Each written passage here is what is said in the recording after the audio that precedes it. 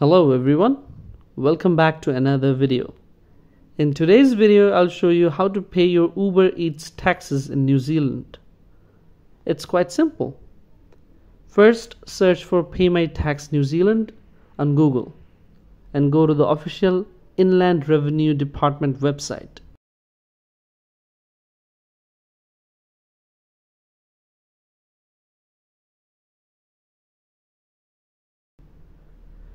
There, you'll find all the details about how much you owe and the different payment methods available, including electronic payment, phone payment, and even payments from overseas.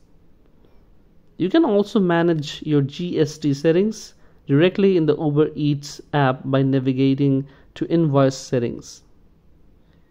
By following these steps, you can ensure your taxes are paid accurately.